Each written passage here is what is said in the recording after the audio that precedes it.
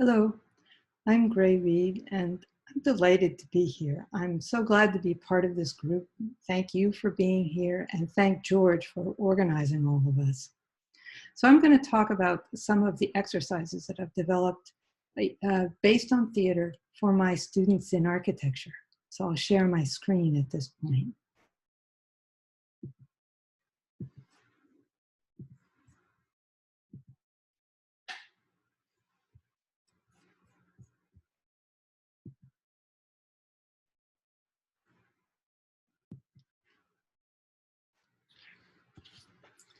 I teach young architects, and the most important lesson that I really hope they learn is to shift their thinking a bit, to shift from thinking of a building as an object, like a sculpture that kind of sits out there and might be good looking, uh, sort of like a dumb blonde. But I want them to think of buildings as active, powerful participants in everything that we do. Active, strong, even though they don't move, they can receive our actions, our own movements, and they can direct them. They can open possibilities for us and close others. Buildings act. And when they act, it's important to keep in mind the rules of improvisation, that a building should always say yes, always receive the actions that the partner proposes, to move it forward, and to propose something in addition, something that your partner can use to carry the conversation forward. It's a curious thing. I just want to plant that, and we'll come back to it later. But when you think of buildings as active participants, design becomes a lot more interesting. It becomes, rather than a kind of dictatorial exercise, it becomes a real give and take between you and the design, and then again between the design and the people who use it. It puts buildings back into time. They're a part of a dialogue. And this shift is tremendously important for building vibrant cities, where buildings have to do a lot of things. And that stands in contrast to the suburbs in the United States, of course, that have kind of flattened things out and tamped things down, made things simpler. Now, as we come back to the city, life becomes more complex and more interesting. And buildings are ever more crucial to make it all work. It's important for sustainable design as well, which also demands more of buildings in their relationship with the living world. So I'll describe a series of exercises that I've developed for my students in my classes. But first, I start with a bit of philosophy. Sociologist Bruno Latour was interested in objects, and he called them the missing masses of sociology. They are the stuff that's around us all the time that mediates our social relationships, and yet sociologists never see it. You know, it's as if they design complex social organizations, but without complex cities. How does that happen? So Latour calls them non-humans. He calls them the kind of dark matter of our society. He wrote a wonderful essay on the door closer, that dumb little thing that's up in the corner of your door, a mechanical device. It's a non-human, and it does part of the job that a doorman used to do. And, you know, it doesn't do everything. It doesn't greet you by name as you approach. It doesn't even open the door for you. But it does close the door gently behind you without you having to remember to please close the door. So it acts in our social world. It takes part of the social actions that we do, even part of gentility, where a man might open the door for a woman. The door closer makes that changes that interaction a little bit.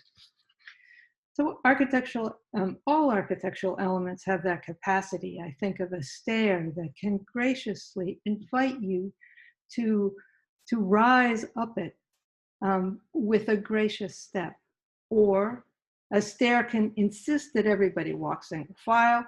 It can interrupt their conversations, and it can leave everyone breathless at the top. A stair is a part of that social world. So the first step is to recognize the role that buildings play in our social relationships and to recognize them as social partners.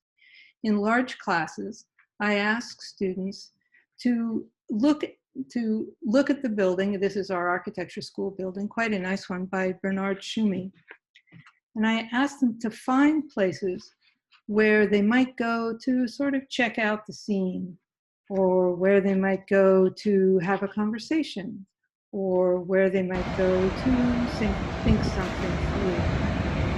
And of course, they've already found these places just in the course of living in the building. But I asked them to draw in plan and in section and to see the real dimensions of the place. So if buildings act with us without even moving, could we say that the architect is kind of parallel to a theater director, someone who blocks the scene, who worries over framing and pacing and scale, who frets over the details, and does all of this well before opening day? By the time the building is completed and occupied, when the curtain rises, the architect, like a director, can only watch and hope and sweat from the side. The building's on its own, out there in the world, come what may. In a studio class, I asked students to work in teams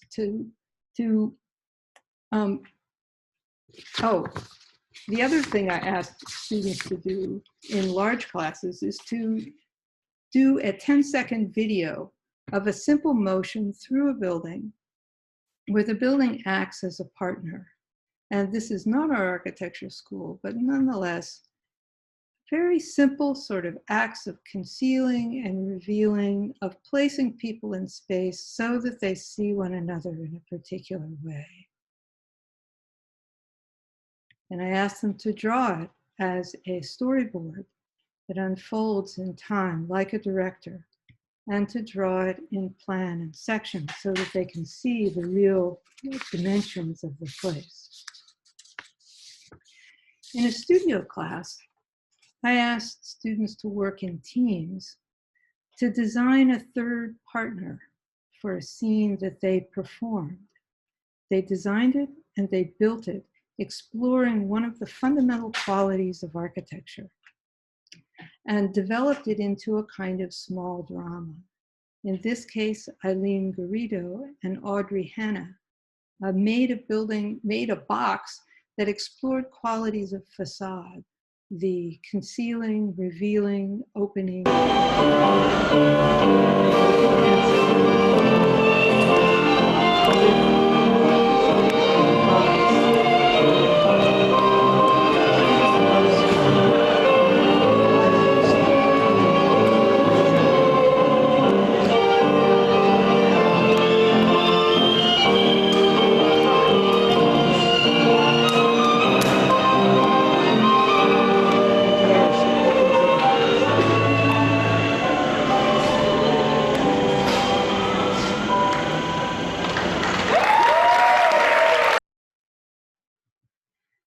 And here's Mark Pataki, David Acosta, and Stephanie Colon exploring the qualities of a three-dimensional grid. Here they make a series of different configurations. They're really enjoying themselves at this point. They look at scale. Ha ha.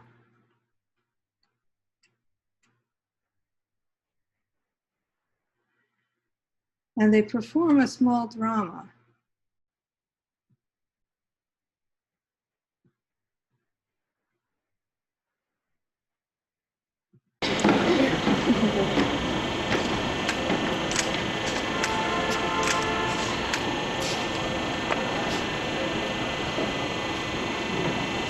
building, in this case, the grid moves, and it allows them to interpret it. And when I say that they play, it's not a question of them interpreting, it's a question of the interaction between the thing and the people. It's complex. It's not a single-sided interpretation on the part of people of a unique object, but it is the object that proposes to the people certain evaluations. Thank you.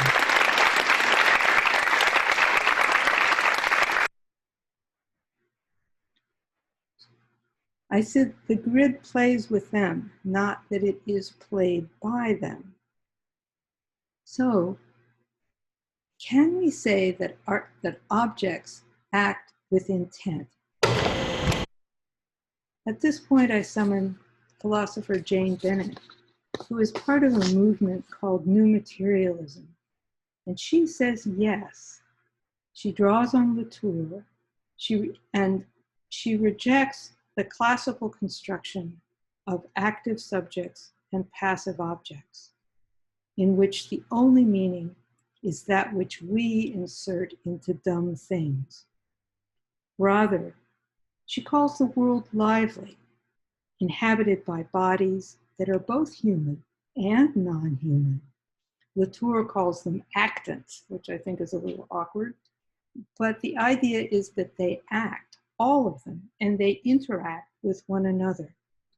All have presence, they have power and vitality, whether they are sentient or not.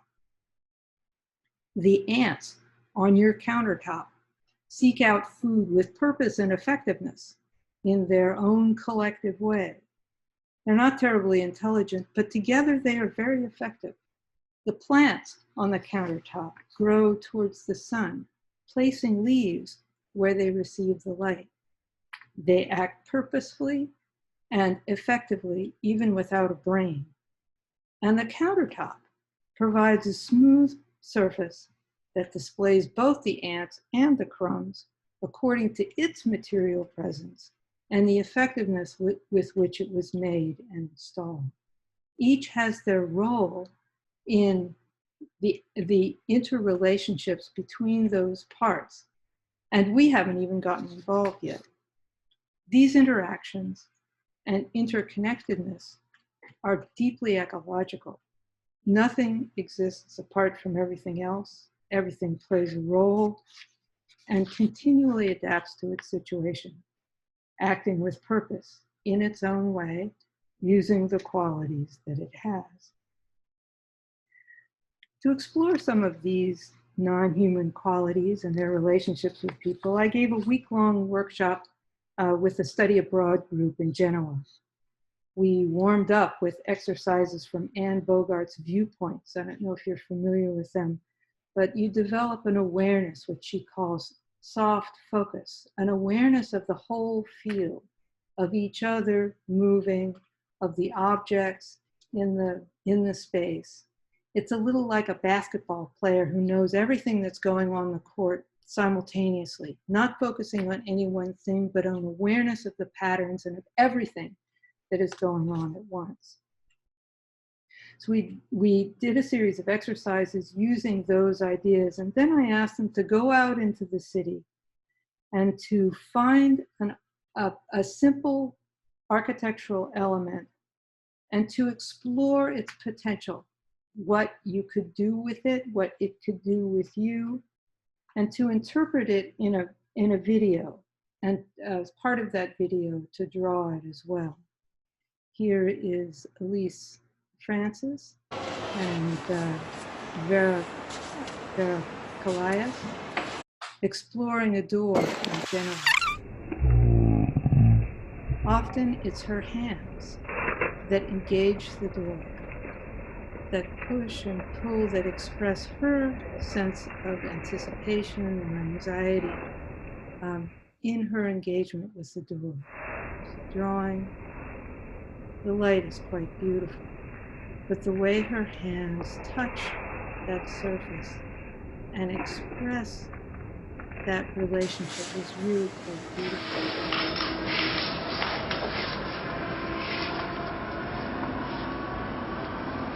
To close a door, to open a door, embodies its own kind of drama in our everyday life.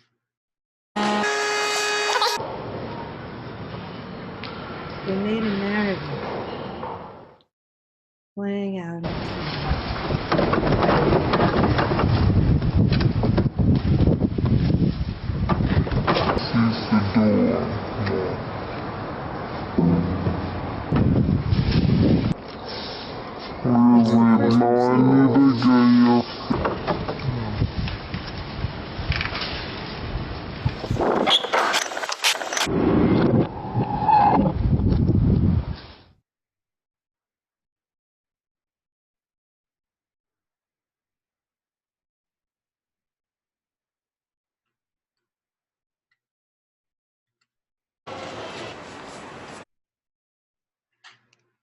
So in this other way of looking at buildings as actors in our world, don't we need a new way of drawing? I worked with two advanced students, Victoria Gomes and Maria Flores, on drawing the social aspects of architecture. Victoria and I worked on developing a social analytique. Now, this is a classical analytique. It's a kind of drawing that is traditional in architecture. And if you see, there's the facade of the building, there's the section, there's the plan, and here are some of the details. And they're all together in one drawing, composed together such that you can compose. You fold the building down onto the plan, you pull it away to find the section. So she took that technique and applied it to a market on Charlotte Street in Porto, Spain, Trinidad. And she takes she took a series of photographs. She also interviewed people in the market. So some of their narratives are up in this drawing. And then she began to push and to pull out and to draw the section so that you can see the inside and the outside simultaneously. To then push back into depth and see the plan of the street, the elevations of the building, and even here is a section of the street, so that you have the real dimensions that the building offers to the social scene, and you have the social scene itself simultaneously in one drawing. Maria Flores took another tack, and she made a design for an imaginary set of squatters that occupied Miami high-rise buildings after sea level rise had swamped the city. So this is the Brickell area of Miami. And here's a model that she made of this construction. So she did a series of drawings to imagine what life would be like in this place. Imagine how the buildings might be hollowed out. There might be walkways that pass through them. There might be other constructions on the side at many different levels because, of course, the street is flooded. It's a lake at this point.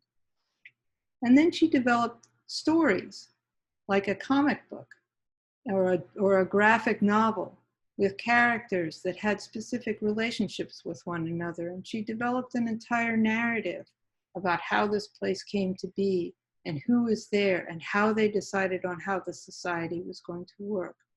And she looked at the different qualities of that society, how it came to pass, what happened when the sea flooded in and when the old ways were destroyed and abandoned, and what kind of trauma the group went through to understand how to build a new society. And she asked, how is the transportation system going to work? What does it feel like to use the bicycles and the walking system that was developed?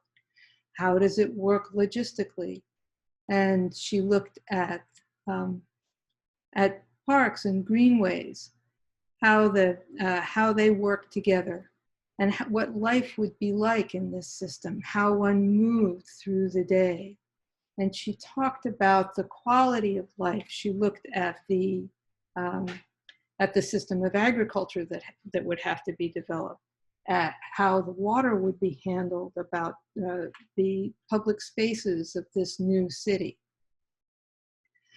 But she did it as a whole. It was a narrative, it was an architecture, there were characters already, it played out in time. There's a lot more of it that I'm not showing.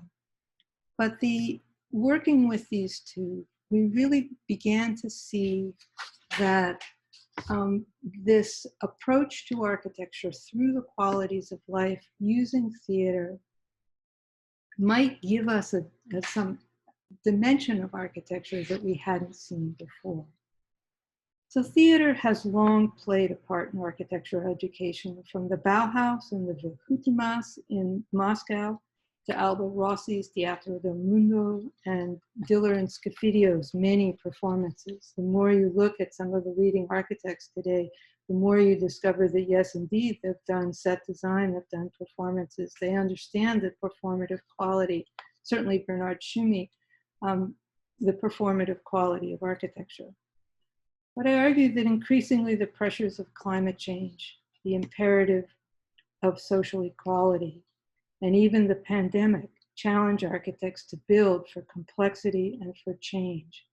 That creative vision is needed more than ever, but framed as a proposal within an ongoing improvisation. Buildings must say yes to the situation. They must be open to the actions of others. And through their physical being, their presence as non-humans in the world, to propose a way forward, which in turn is open to interpretation by people in the process of constructing their lives as they envision them. Thank you. Obrigado.